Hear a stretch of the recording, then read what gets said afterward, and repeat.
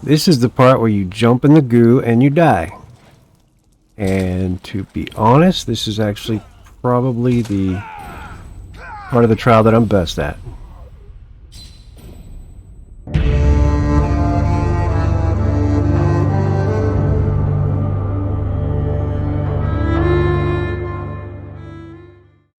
Hey there, cool people. My name is Wade. Thanks for watching Nordbytes. And in this video, we are talking trials. Big, mean, scary trials. And I'll just be going over the requirements, how to join one, and all that gibberish that you see in your chat box in Craglorn, and also the levels of difficulty for all the trials. Now, you don't want to do what I did, which is go to Sunspire in Northern Elsewhere and hang out in front of the door for about 20 minutes to see if somebody would come up and group with you, because that ain't going to happen. So first, we have the requirements, and really there are none. You could walk straight into Cloudrest if you want right after you made your character and see if you can dominate with your level 3 Nightblade. But I wouldn't recommend trying to Leroy Jenkins the thing or any trial by yourself. You want to have a bit of dungeon experience, of course, and I would recommend being around CP level 600, and that's because of your slottables here. For each constellation, there are 4 of these slottables passives, and for most of the passives, you have to have at least 50 champion points in order to put it up there. So if you have 600 CP, you will be able to fill every single one of these. However, a lot of people go in with much lower CP levels, and some can hold their own and some not. It's just like in dungeons. I've seen DDs with over 1,000 CP struggle to do much damage, while I've also seen some with 50 or so CP that just melt everything. But in my experience, if you're going to find a pickup group to do a trial with, they usually like you to be at least 300 or so. That's just from my experience, though. Which brings us to our next topic, how to join a trial. And there are basically 2 ways. The first way is to join with people that you know, and you do that you can do it by finding a guild that runs trials, or if you have 11 other friends that play ESO, you can do a trial with them. And the other way is to find a pickup group, a pug. And to do that, you have to go to Belkarth in Craglorn. That brings us to how do you join a trial. There are basically 2 ways. The first one is to find people that you know. You can do that by either finding a guild that runs trials or get 11 friends that you know to do it with you. Normally I do trials the other way, which is find a pickup group. And to do that, you'll need to go to Belkarth in Craglorn. And then in the chat, you'll see a bunch of nonsense that's actually people looking for trials or people recruiting for trials. And I'll break down what you're going to see in that chat. Now, normal child text it comes basically in 3 parts. Now, for someone looking to join a group, they'll normally start it out with LFG, which is looking for a group. Space, and then they'll put the second part, which is their role. If they're a tank, they'll put tank. If they're DD, they'll put DD or DPS. If they're heals, they'll put heals or healer. And the last part is what trial you're looking for. And I'll get to those abbreviations in just a little bit. But I want to move on to the second thing you'll see in the chat, and that is someone that already has a group or is starting one, and they're recruiting people. And the first thing that they'll put is LFM or LF.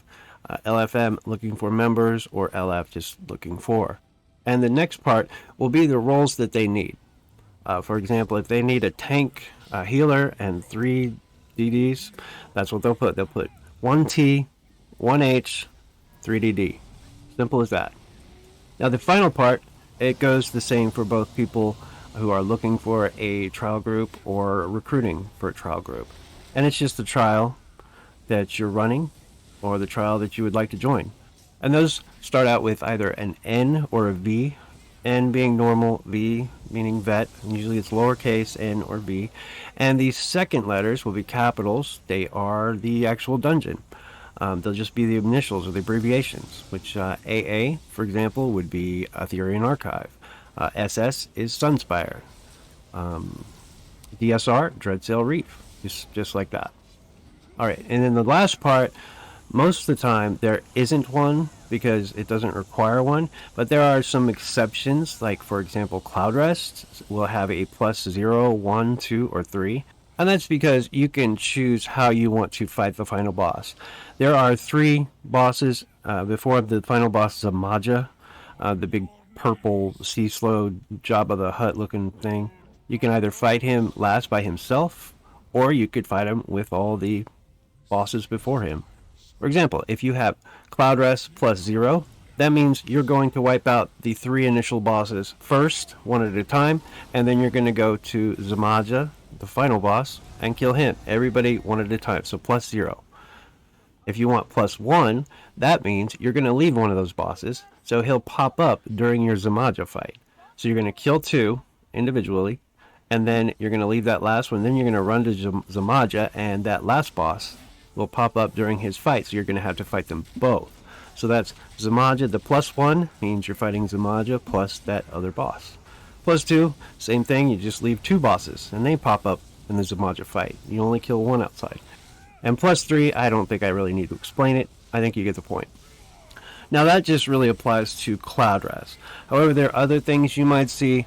HM, of course, might be there at the end, and that means hard mode, of course. But that's kind of rare because normally if you're doing a hard mode dungeon, you need a lot of coordination. And usually people try to do that with guilds.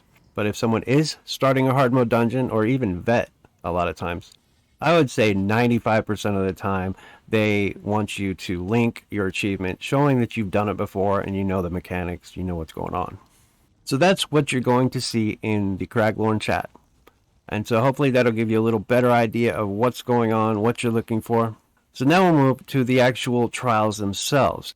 And what I'm going to do is just rank them in order from easiest to hardest. And I want to stress this is only from the experiences that I've had in dungeons.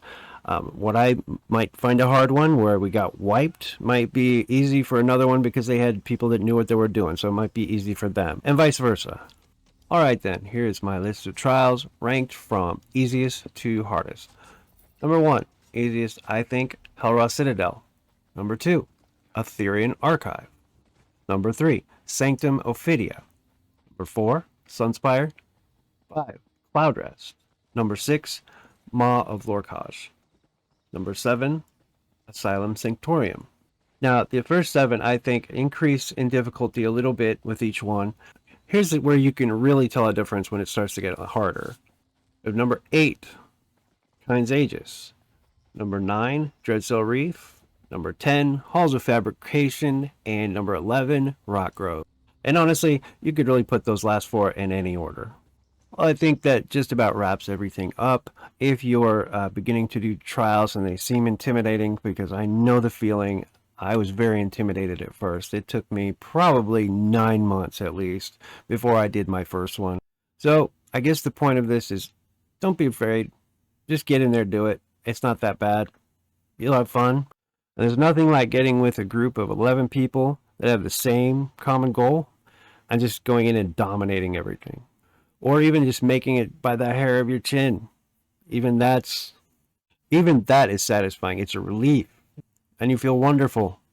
So take care and good luck. And please don't forget to subscribe, because I will be giving away a free classic home to one subscriber once I hit 1,000.